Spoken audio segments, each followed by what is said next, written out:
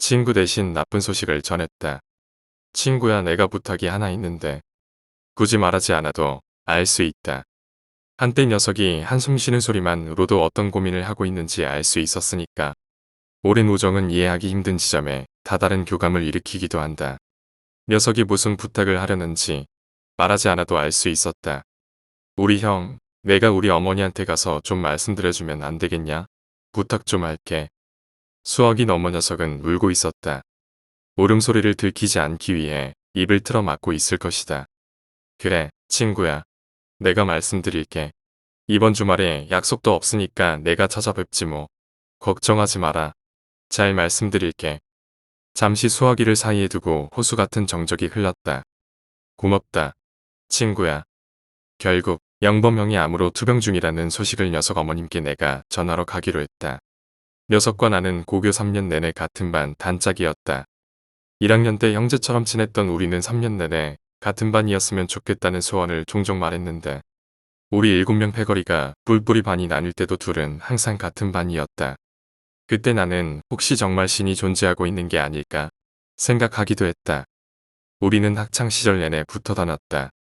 그 녀석 집에서 자던지 우리 집에서 자던지 좋아하면 서로 닮아간다는 말을 나는 믿는다.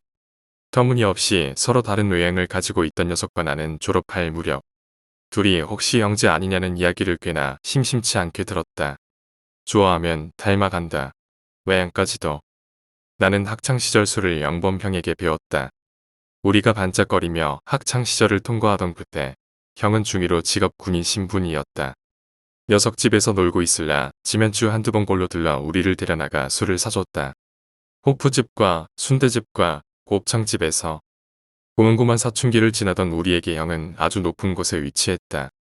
그래봐야 18세 꺾어머리 사춘기 아이들을 훈계하는 20대 청년이었지만 말이다. 그땐 그랬다. 형은 어른이었다. 사고 치지 말아라.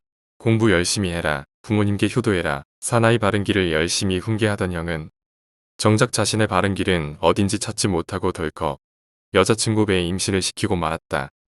정확히 말하자면 임신을 시킨 게 아니라 형수가 임신을 한 것이지만 말이다. 인생이란 그런 것이다 하고 깨닫기에는 형도 우리와 마찬가지로 너무 어렸다.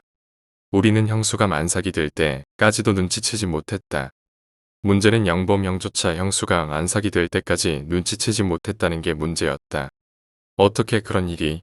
하고 반문해봤자 인생은 그런 것이다. 이해하기 힘든 이야기를 보자기에 가득 모아놓고 이것이 인생입니다라고 떠들어도 좋을 만큼 불가사의한 일들이 잔뜩이니까. 어쨌거나 24세 형은 딸을 낳았고 그 세월이 조금 더 흐른 후 대위를 달았다. 그리고 형의 인생은 곤두박질 치기 시작했다. 부대 내 불미스러운 구타 사건에 휘말려 지휘 책임으로 옷을 벗었다. 딱히 사건과 연관이 있었던 것도 아니지만 군대는 희생자를 요구했고 조직이 행해왔던 관성대로 가장 힘없고 백없는 직업 장교 한 명의 희생을 요구했다. 육사 출신이 아니었던 영범형은 눈을 가린 채 뱃잔에서 널빤지로 밀어버리기 가장 편한 대상이었다. 형은 눈을 가리고 두 손을 묶인 채 망망대해로 떨어졌다. 비명도 지를 수도 하소연을 할 수도 없었다. 내가 아는 영범형은 제대 전과 제대 후로 나뉜다. 공부도 잘했고 부모님 말씀이라면 물불 안 가리고 행하는 이미지의 제대 전과 술과 노름, 사업 파탄, 부도, 야반 투주, 음주운전 등으로 얼룩진 이미지를 심어줬던 제대 후 이미지는 한 사람이 지닌 이데아가 맞는지 고개를 갸우뚱하게 만든다. 영범형 위암 소식을 내게 전하던 날 친구 녀석은 수화기 너머에서 무너지고 있었다. 처음에는 웃으며 아무렇지 않게 전하려 애썼지만 들쑥날쑥 불안한 호흡과 앞뒤 안 맞는 얘기를 늘어놓기 시작하더니 결국 오열을 터뜨렸다. 울지 마라 친구야. 다 그렇게 살다 가는 것 아니겠냐. 내가 해줄 수 있는 말은 그 말이 고작이었다. 형은 열심히 살았다. 마치 암 선고는 자신과 상관없는 것처럼. 녀석에게 전해 들었지만 형과 마주쳤을 때 혹시 내가 잘못 들었던 것이 아닐까 착각을 할 정도였다. 영범형은 끝까지 삶의 압착을 부렸다. 웃는 얼굴로 하하 큰 소리도 내면서 야, 어릴 때 너 술 마시면서 우리 시골에 큰 집 짓고 다 같이 살자고 했었지? 앞으로 10년 후에 우리 다 같이 한 마을에 모여 살자. 의사는 앞으로 길어야 6개월이라고 했는데 이 형이 무슨 소리를 하는 거야? 생각했지만 같이 웃을 수밖에 없었다. 형은 웃음으로 죽음에서 달아나려 했다. 주말 횡성으로 가는 길은 향락객의 여파로 꽤나 길이 막혔다. 고속도로를 가득 메운 고속도로만큼 내 가슴 한켠도 꽉 막힌 고속도로만큼 무거웠다. 국도로 빠져나와 구불구불한 비포장도로를 혼자 운전하며 나는 녀석의 어머니께 뭐라고 형의 소식을 전해야 할지 머릿속에서 천번만번 연습을 행했다. 오늘따라 길은 또 왜 이리 불퉁거리는지 쿵쾅거리는 심장을 울퉁불퉁한 도로 탓을 올리며 어머님이 집에 다다랐을 땐 미역거리며 해가 넘어가고 있었다. 어이구에 너 살았는지 죽었는지 얼굴 잊어먹겠다. 녀석 어머니는 세월이 지나도 변치 않는 미소로 나를 반겨주셨다. 내가 들른다는 기별의 어머니는 직접 기르신 감자와 호박, 오이 따위를 이미 박스째 가득 담아 입구에 쌓아 놓으셨다. 이거 가져가서 부모님이랑 같이 먹어. 어머니가 내가 기른 감자 유난히 좋아하시잖니. 어휴, 어머니 힘드신데 또 뭘 이렇게까지 챙겨 놓으셨어요. 통상적인 인사치레를 나누는데 마음속은 먹장구름 한가득이다. 어머니가 챙겨주신 저녁을 넘어가지 않는 목구멍으로 쑤셔넣고 커피 한 잔을 식탁에 놓고 마주한 다음 나는 비장한 마음으로 영범형의 소식을 어머니에게 전했다. 어머니, 영범형이 사실. 나는 말을 끊었다. 아니 말이 끊겼다. 성대 안을 거대한 지네가 막아 선 것 같았다. 위암 말기예요. 발견하고 치료한 지는 꽤 됐는데 차도 없이 점점 안 좋아지네요. 종범이하고 영범이 형은 어머니가 걱정하실까봐 숨겨왔었는데 이제 어머니도 마음의 준비를 해 놓으셔야 할 것 같아서요. 날 바라보시던 어머니의 표정에서 웃음기가 걷어졌다. 아니, 웃음기가 사라졌다기보다는 사람이 느끼는 일련의 감정 변화 자체가 땅속으로 사라져 버렸다는 표현이 어울릴지도 모르겠다. 커피를 앞에 놓고 마주했던 어머님과 나 사이에 고고한 정막만 남았다. 긴 침묵의 시간이 흘렀다. 어둠이 진하게 배인 시골 풍경에서 정체를 알 수 없는 새의 울음소리가 울렸고 뚝딱 거리는 시계 초침 소리만 집안을 가득 채웠다. 영범이가 말이다. 놀랍게도 어머니는 미소를 지으시며 말을 이으셨다. 너도 알지만 집에 찾아오는 날이 거의 없었잖니. 부도 나서 쫓기느라 모자, 동생 명의로 빚보증 세웠다가 그것 때문에 도망다녀. 아마 1년에 한두 번 얼굴 봤을까? 나는 그저 조용히 고개를 숙인 채 어머니의 이야기를 듣고 있었다. 그런데 말이다. 한 몇 개월 됐나? 걔가 주말마다 뻔질나게 들리는 거야. 걱정돼서 왔다. 갑자기 생각나서 왔다. 먹을 게 생겨서 왔다 이러는 거야. 그래서 내 처음에는 심하게 닥달을 해댔지. 너 무슨 일 있는 거 아니냐? 어디 아프냐? 애 엄마랑 싸웠냐? 그런데 그런 거 없대. 그놈이 제 엄마를 뭘로 알고 말이지. 지를 낳고 기른 게 누군데 지속을 어미가 왜 모르겠냐? 그런데 이놈이 올 때마다 마르면서 얼굴이 까매지는 거야. 오면 해주는 밥 먹고 잠만 자고 말이야. 그놈이 내 아무리 물어도 대답하지 않을 거라는 거 나도 안다. 다 알아. 나는 식어가는 커피잔을 들어 올려 후룩 일부러 소리를 내 마셨다. 이래저래 산다는 게 지 맘대로 되겠니? 녀석은 평생 지금과 현실 속에서 뿔땅 끓이면서 산 놈인데 말이지. 속이 여려서 지 어미한테 말 못했을 거다. 영범이하고 종범이가 또 너한테 신세를 지게 하는구나. 이거 미안해서 어쩌누. 아니에요. 어머니 신세라뇨. 어머님은 종범이도 그렇겠지만 제 어머님이나 똑같으신데요 뭘. 아니다. 오는 길에 마음고생이 얼마나 심했니. 너도 속이 단단한 놈이 못 되는데 내 속은 편했겠냐. 난 괜찮다. 그래서 뜬금없이 녀석들이 매일같이 오겠다 그런 거구만. 괜찮다. 사람은 한 번 왔다가 언젠가는 다시 가는 거 아니겠냐. 누가 빨리 가냐. 조금 더 천천히 가냐 뿐이잖아. 이따 종범이 한테 전화해서 난 괜찮더라고 말해라. 알았지? 네 어머니. 집에 가기 위해 일어서자 어머니는 한사코 감자나 직접 캔 여러 작물들을 더 실어주셨다. 여전히 나는 웃고 있었지만 자칫 울음이 터지면 주체할 수 없을 것 같아 손을 제게 놀렸다. 나오지 마세요. 어머니 나오지 마세요. 마중 나오시려는 어머니를 뒤로 한 채 집을 나서고 주차해둔 차로 터덕이며 걸어가는데 집에서 어머니의 통곡 소리가 길게 새어져 나왔다. 길고 높은 어머님의 울음소리가 들리자 나도 눈앞에 보이는 사물들이 뿌옇게 변하기 시작했다. 10시가 막 지나는 시간이었는데 횡성 근교 국도를 지나는 길은 7일까지 깜깜했다. 나오다 차를 세워 조금 울었고 종범이 녀석과 통화를 조금 길게 했고 그러다 보니 내 삶도 오두망창 어지러워 여기저기 두서없이 통화를 하다 보니 어느덧 시간은 10시를 넘기고 있었다.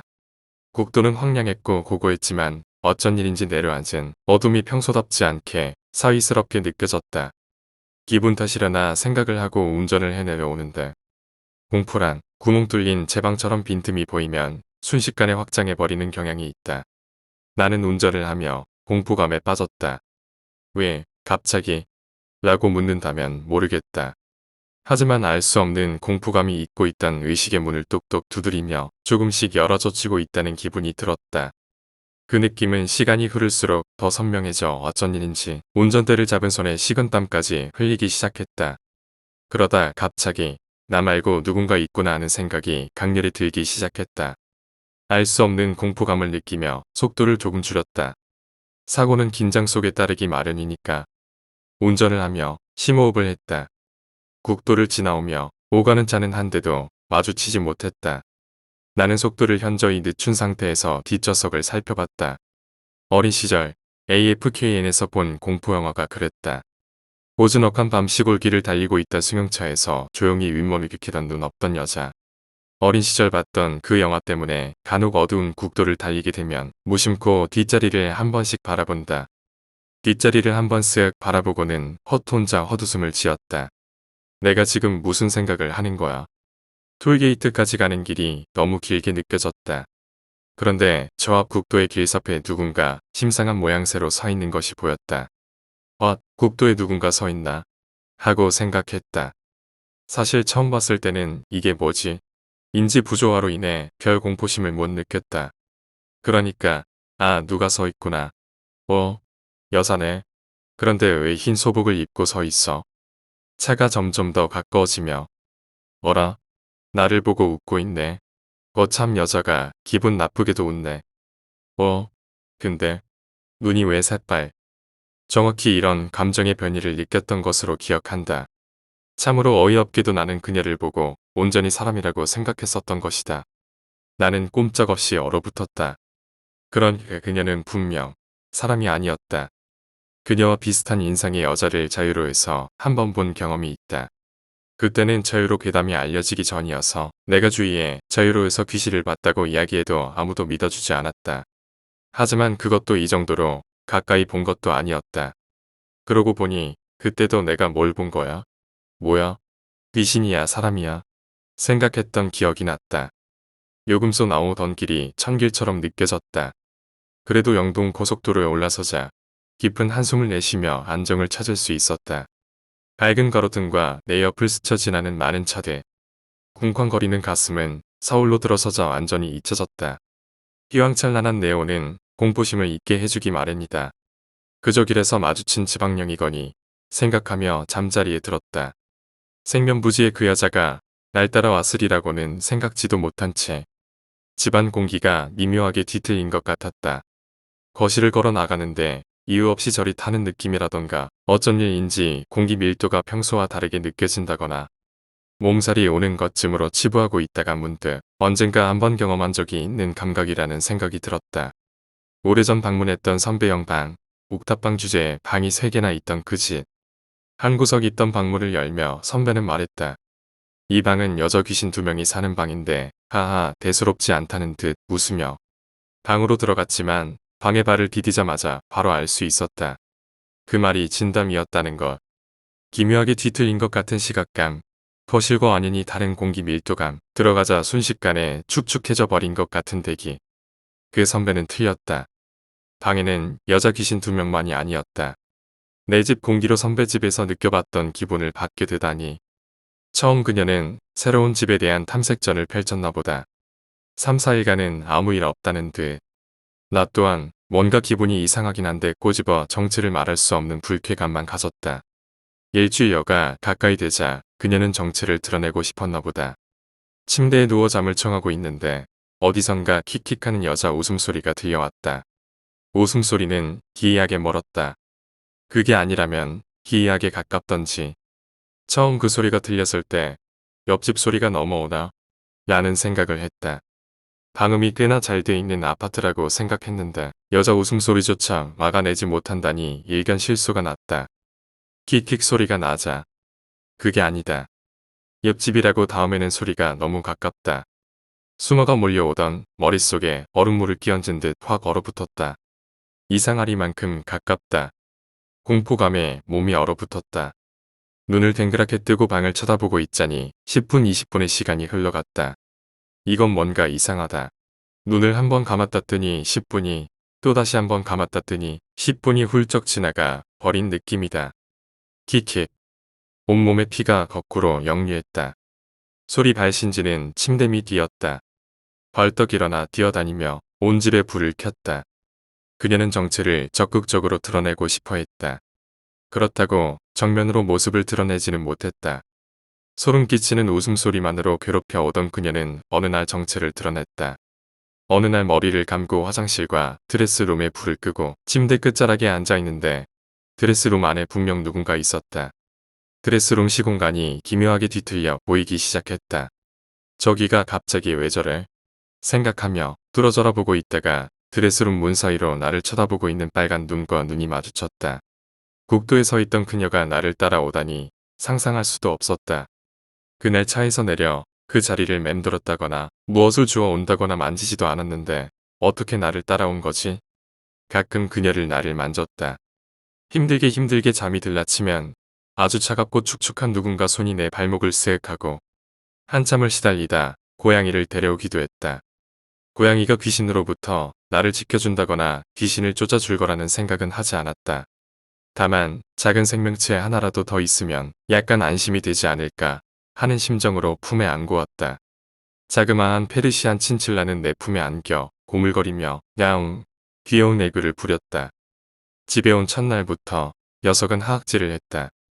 어느 순간에 거실에 허공에 대고 어느 순간에 화장실에 대고 어느 순간에 침대 밑으로 하악질을 할 때마다 등과 꼬리를 고추 세우고 전력을 다해 하악질을 해대던 녀석은 어느 날 퇴근하고 집에 오니 사라져 있었다.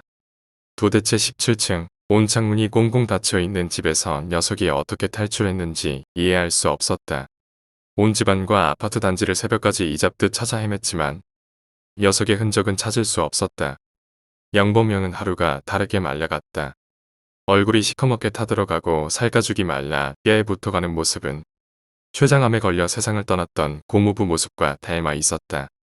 죽음의 그림자가 서서히 형의 신체에 영향을 끼칠수록 형은 삶에 강한 애착을 보였다.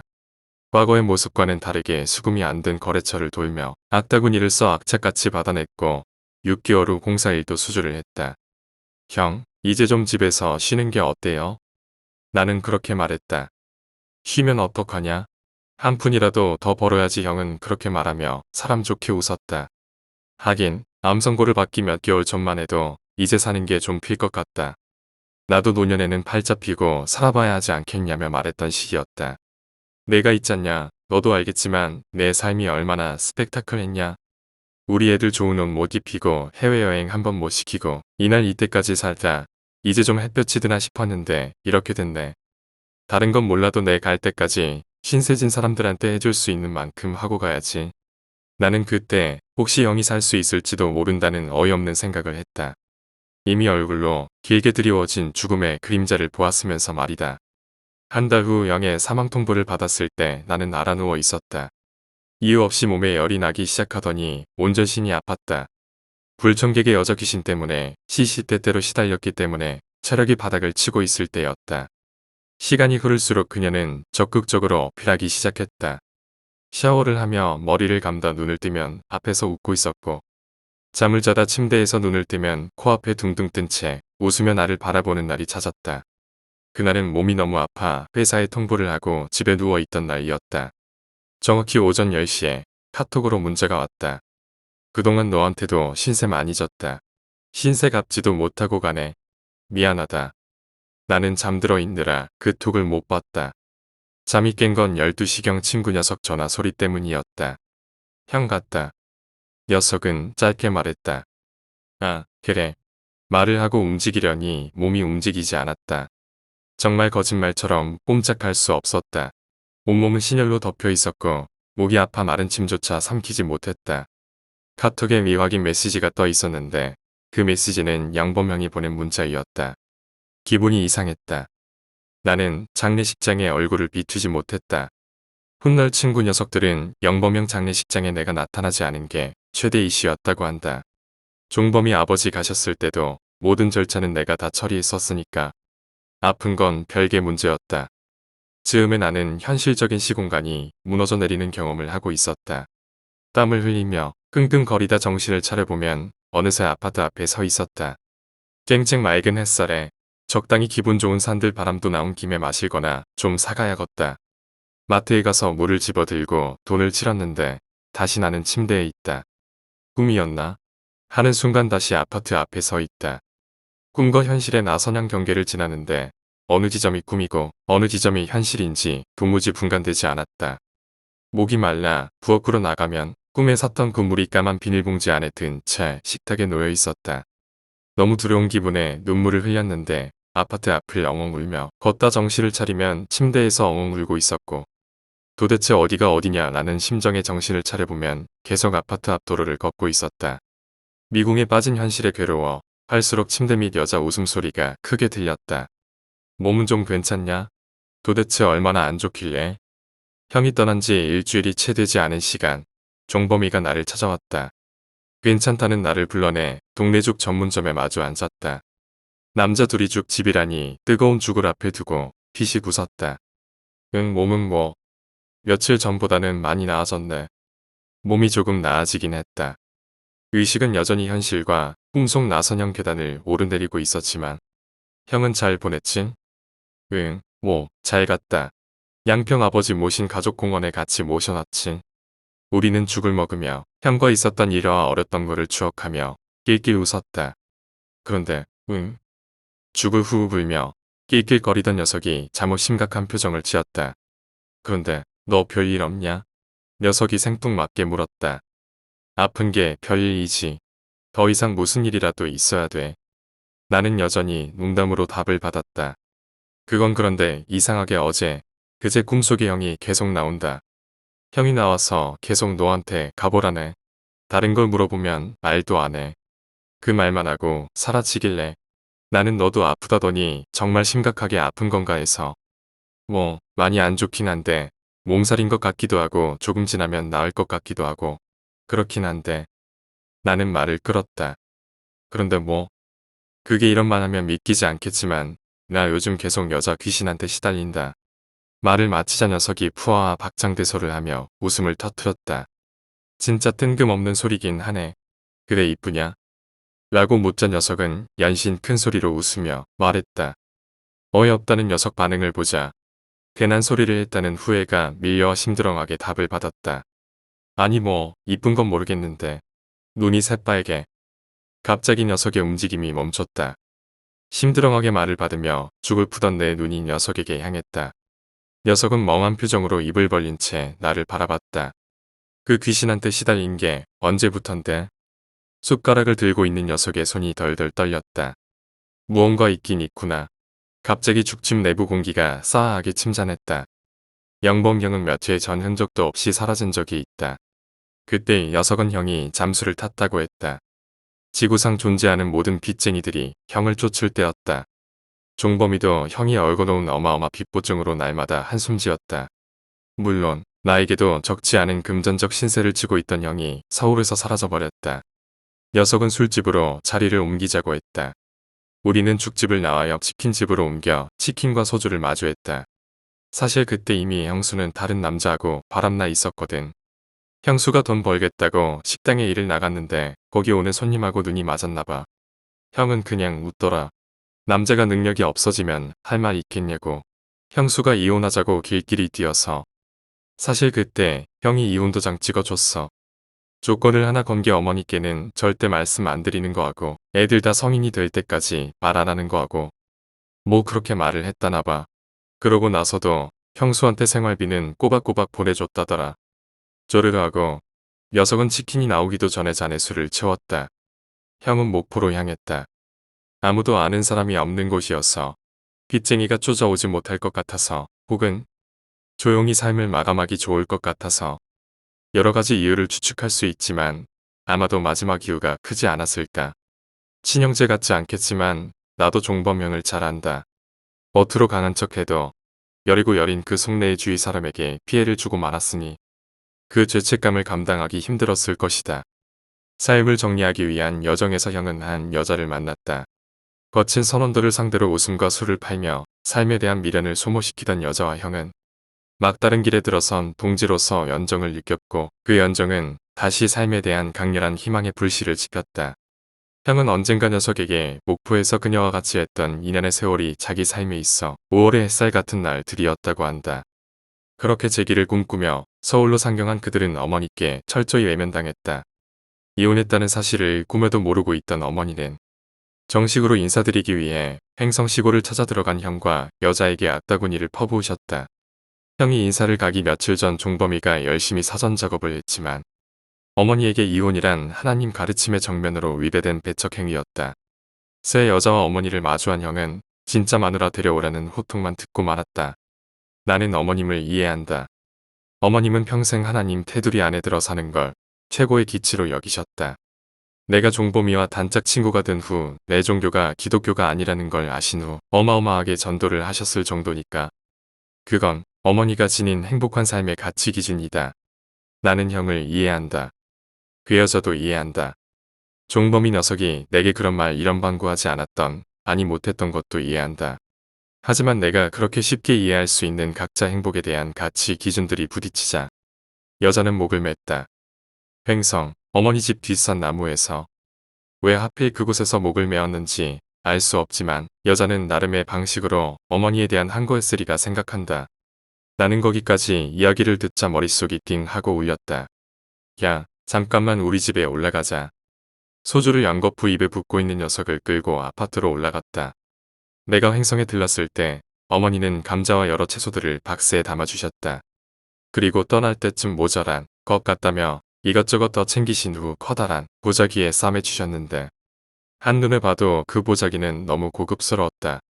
그동안 본가에 들르지 못했던 감자와 야채는 고스란히 우리 집에 놔둔 상태였고 어머니가 보자기로 싸주셨던 그 스카프 또한 여전히 우리 집에 있었다. 이거.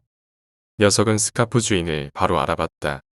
우리는 그 여자의 천도접을 지내기로 했다. 여자의 천도접을 지내는 날 종범이 녀석이 함께했다. 모친과 자주 만나던 모친만 보면 시주 좀 해달라고 징징거려 모친에게 가까이 하지 말라고 말했었던 땡중은 제법 법력 높은 천도제를 진행했다. 어쩐 일인지 천도승을 지내며 내 등을 펑펑 계속 때려댔는데 이 땡중이 내가 뒤에서 욕한 걸 알고 사심을 담아 때리는 거 아냐? 생각이 들게 했다. 종범이는 나중에 자기도 때리러 올까봐 겁이 났다고 한다. 은혜도 모르는 놈. 내가 누구 때문에 맞고 있는데. 천도제가 저렇게 하는 거구나. 처음 봤네.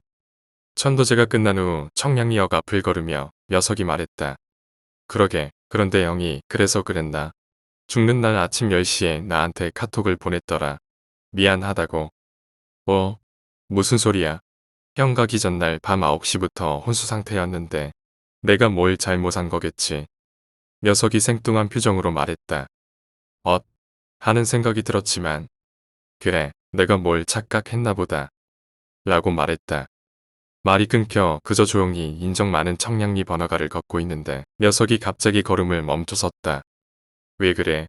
하는 심정으로 녀석을 쳐다보니 두 손으로 얼굴을 가린 채 울고 있었다. 소리 죽여 가만가만 울다가 흑흑거리며 제법 크게. 나는 울고 있는 녀석을 두고 멀찍이 도망갔다. 쪽팔려. 그날 밤 영범명이 꿈에 나왔다. 어쩐 일인지 그날은 이 상황이 꿈이라는 게 확실히 느껴졌다. 집 앞을 걷고 있는데 아파트 앞 편의점 파라솔 의자에 형이 앉아 웃고 있었다. 한 손에 담배와 파라솔 테이블에 커피까지. 어디 가냐? 아무렇지 않다는 듯 형은 장난기 가득한 목소리로 말했다. 형 때문에 내 진짜 죽어서 까지라고 말을 하려다 멈췄다. 야, 뭐 다 그런 거지. 우리가 남이냐? 형의 말에 갑자기 코끝이 찡해졌다. 다른 사람은 몰라도 너한테는 말을 끊고 사람 좋은 웃음으로 나를 바라봤다. 그냥 고맙다. 그 커피 마셔라. 너 주려고 사놓은 거야. 고마워요 형.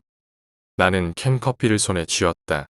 꿈인데 따스한 캔 커피 온기가 느껴졌다. 그런데 좀 어때요 거기는? 이제 천국 지옥 이런데 막 심판받아서 가나? 형은 어머니 말씀 안 듣고 맨날 교회 땡땡이 쳐서 천국 가기도 힘들 텐데. 나는 킥킥대며 농을 했다. 내 말에 형은 얼굴을 빤히 바라봤다. 내가 여태까지 지옥에 있다. 이제야 나왔잖니. 나는 망치로 머리를 얻어맞은 기분이었다. 그런데 형은 말을 이었다. 천국이었을지도 모르지. 라며 의자에서 일어섰다. 갈게. 늦기 전에 가야지. 형이 편의점 옆 골목길로 걸어갔다. 그러자 골목 안에서 흰 원피스를 입고 낯익은 여자가 형을 향해 걸어 나와 형 팔짱을 꼈다. 어쩐 일인지 이제 나는 그녀가 무섭게 느껴지지 않았다. 그저 얼결에 고개를 꾸벅 숙이자 여자도 쑥스러운 웃음으로 내게 꾸벅 목례를 했다. 여자 눈이 빨갰다. 영범 형이 몸을 돌리며 말했다. 우리 어머니한테 한번 들러라. 뭔가 말씀하실 거다. 비가 와서 횡성 시골길이 가는 내내 질척거렸다. 야야, 주말에 가면 되지. 뭘 그렇게 빨리 가자고 닥달이냐. 종범이 녀석은 제 어머니에게 가는 길 내내 조수석에 앉아 투덜거렸다. 얌마, 내가 지금 우리 어머니한테 가냐? 너희 어머니한테 가지. 그리고 형 가신 지 얼마나 됐다고. 아무리 어머니가 괜찮다고 하셔도 마음이 어떠실지 모르는데 너 그러는 거 아니다. 불퉁거리며 쏘아붙이는 녀석이 잠잠해졌다. 하지만 안다. 녀석이 미안한 마음에 불퉁거린다는 걸. 오래된 우정은 사람의 마음으로 이해하기 힘든 어떤 미지의 영역으로 맞닿는다. 그러다 처음 여자의 영과 마주쳤던 곳을 지나며 내가 말했다. 여기다. 내가 처음 여자 귀신하고 마주친 데 가. 아. 녀석이 말했다. 여기, 이 길. 그 여자분이 참 좋아했던 길인데. 자기 어릴 때 자랐던 이모 집 옆 개오라고 닮았다고. 어머니는 아무 일도 없었다는 듯 웃으며 우리를 맞아주셨다. 주말에 천천히 오지 비도 오는데 뭐 하러 왔어? 말씀하시는 어머니 얼굴에 생기가 사라져 있었다.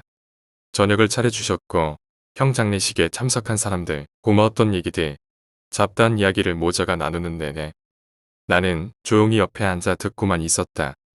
비가 오면 마당 하수구가 자꾸 막힌다는 말씀에 친구 녀석이 우비를 꺼내 입었다. 넌 앉아 있어라. 내가 후딱 보고 올게.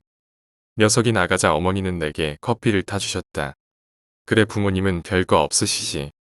미소를 가득 담으신 채 말씀하셨다. 네. 그렇죠 뭐. 아, 참 그리고 어머니는 갑자기 생각났다는 듯 방에 가셔서 두툼한 봉투를 들고 오셨다. 영범이가 말이다. 예전에 너한테 돈 빌려 쓴 게 있다며? 왜 얘기 안 했냐? 영범이가 가기 일주일 전쯤에 말이다. 몸도 안 좋았던 놈이 언제 그렇게 악착같이 모아놨는지. 꽤 돈을 모아놨더라. 애초 살면서 그런 돈을 만들어놨으면 그렇게 고생하면서 살지 않았어도 됐을 텐데. 어머니 말씀을 듣자 사형 선고를 받고도 그 악스럽게 일을 해대던 형의 모습이 떠올랐다. 신세 진 사람한테 둘이는 하고 가야 하지 않겠냐? 형은 말했었다. 이건 내 거라고. 나중에 너 오면 꼭 챙겨주라고 하더라. 어머니가 내주신 봉투에 수프 뭉치가 두툼이 들어 있었다. 야니요 어머님. 전 됐어요. 그게 언제적 얘긴데요. 그냥 어머니 필요할 때 쓰세요. 나는 봉투를 다시 어머니께 내밀었다. 아니다. 이건 네 거다. 이건 네 거야. 가져가라. 그래야 나도 마음이 편할 것 같구나.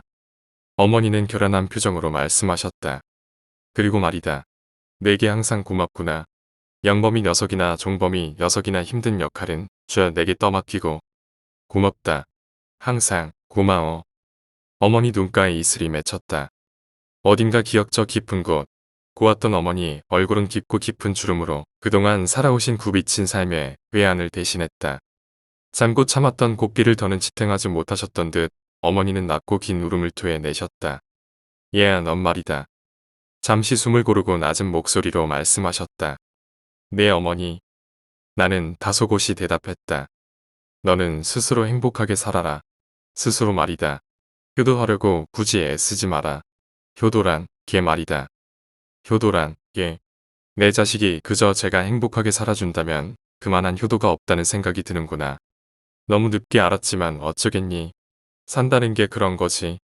낮고 길게 오열하는 어머니 손을 나는 꼭 잡아들었다. 서울로 오는 차 안에서 녀석과 나는 말이 없었다.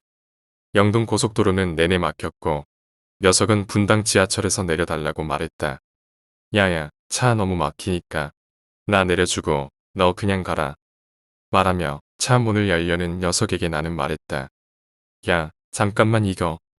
나는 어머니께 받았던 돈 봉투를 꺼내 들었다. 어머니 집에 벽지도 많이 낡았고 싱크대며 화장실이면 손댈 데가 꽤 많더라. 이걸로 되는 대로 수리 좀 해드리자. 내가 돈 봉투를 내밀자 녀석은 무슨 말인가 내게 하려 했다. 야, 됐고. 너 돈 안 받으면 나 이 돈 그냥 아무 교회 가서 헌금해버린다. 뭐 교회마다 헌금 봉투 종류도 많더만. 반협박을 하자 녀석이 휘식 웃으며 봉투를 받아 챈다. 리모델링 하려면 이걸로는 좀 모자란다. 내가 보태서 알아서 할게. 문을 열고 내리는 녀석에게 그러던지 웃으며 말했다. 그리고 행복하게 살라더라. 나는 녀석에게 말했다. 행복하게 살라더라. 어머니가 그게 후들 아시네. 너도 행복하게 살아라 친구야. 녀석은 차문을 닫지 못한 채 쏟아지는 작달비를 우산도 없이 고스란히 맞으며 시익하고 웃었다.